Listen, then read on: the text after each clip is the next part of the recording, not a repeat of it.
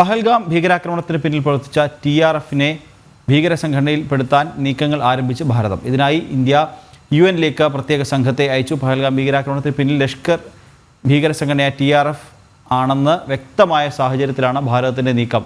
വിവരം നൽകാൻ ഡൽഹിയിൽ നിന്നും നന്ദഗോപൻ ചേരുന്നുണ്ട്. നന്ദൻ, ഈ ഒരു പഹൽഗാം ഭീകരാക്രമണത്തിന് പിന്നിൽ പ്രവർത്തിച്ച TRF അതിനെ ഭീകരസംഘടനയുടെ പട്ടികയിൽ ഉൾപ്പെടുത്താൻ ഭാരതം നീക്കം ആരംഭിച്ചിരിക്കുന്നു എന്നാണ് അറിയാൻ സാധിക്കുന്നത്. കൂടുതൽ വിവരങ്ങൾ. നിഖില്, ഇതിനോടകം തന്നെ ഭാരതത്തിൽ നിന്നുമുള്ള സംഘം ഐക്യരാഷ്ട്രസഭയുടെ ഭീകരവിരുദ്ധ ഓഫീസിലെ പ്രധാനപ്പെട്ട ഉദ്യോഗസ്ഥരെ കണ്ടിരിക്കുകയാണ്. അണ്ടർ സെക്രട്ടറി ജനറൽ വ്ളാഡിമിർ വോറോങ്കോയും അതേപോലെ തന്നെ തീവ്രവാദ വിരുദ്ധ കമ്മിറ്റിയുടെ എക്സിക്യൂട്ടീവ് ഡയറക്ടറേറ്റിലെ അസിസ്റ്റന്റ് സെക്രട്ടറിയുമായ ജനറൽ നതാലിയ ഗർമാനയുമായിട്ടാണ് ഇന്ത്യൻ പ്രതിനിധി സംഘം കൂടിക്കാഴ്ച നടത്തിയത്. പ്രധാനമായും ഇപ്പോൾ ഭാരതം നേരിടുന്ന തീവ്രവാദ ഭീഷണികളെ സംബന്ധിച്ചിട്ടുള്ള വിശദമായ റിപ്പോർട്ട് ഈ ഭാരതത്തിൽ നിന്നുമുള്ള പ്രതിനിധി സംഘം കൈമാറിയിട്ടുണ്ട്.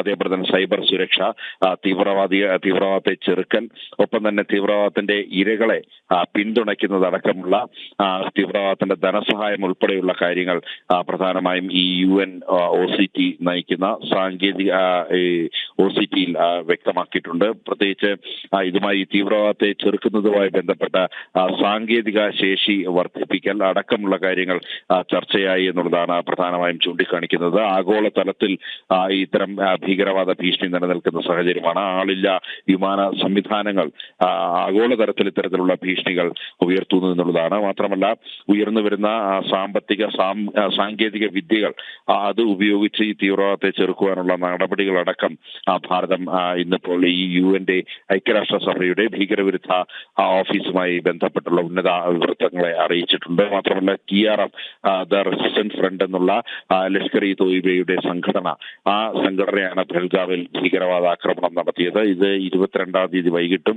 23-ാം തീയതി പുലർച്ചെയുമായി സാമൂഹ്യ മാധ്യമങ്ങൾ വഴി TRF വ്യക്തമാക്കിയിട്ടുണ്ട്. പിന്നീട് പാകിസ്ഥാനും ലഷ്കർ ഇ തോയ്ബയും അടക്കം TRF അടക്കം ഇത് തെറ്റാണ്, ഇതിൽ വസ്തുതയില്ല എന്നുള്ള ആക്ഷേപങ്ങൾ നടത്തിയിരുന്നു. എന്നാൽ യഥാർത്ഥത്തിൽ ഭാരതത്തിന്റെ അന്വേഷണ ഏജൻസികൾ നടത്തിയ കൃത്യമായ അന്വേഷണത്തിലും NIA അടക്കമുള്ള അന്വേഷണ ഏജൻസികൾ നടത്തിയ അന്വേഷണത്തിലും TRFന്റെ പങ്ക് വ്യക്തമാണ്. അതുകൊണ്ട് തന്നെ ഈ ഐക്യരാഷ്ട്രസഭയുടെ ഭീകരവിരുദ്ധ ഓഫീസിനോട് ഭാരതം ആവശ്യപ്പെടുന്നത് TRFനെ അടക്കം ആഗോള ഭീകര സംഘടനയായി പ്രഖ്യാപിക്കണം. മാത്രമല്ല, നൂതന സംവിധാനങ്ങളടക്കം ഉപയോഗിച്ചുകൊണ്ട് ഇത്തരത്തിൽ ഭീകരരെ നേരിടുവാൻ വേണ്ടിയുള്ള സംവിധാനങ്ങൾ UN-ന്റെ നേതൃത്വത്തിൽ ആവിഷ്കരിക്കണം തുടങ്ങിയ ആവശ്യങ്ങളാണ് ഇപ്പോൾ ഈ ഭാരതം ഐക്യരാഷ്ട്രസഭയിൽ ഉന്നയിച്ചിരിക്കുന്നത്.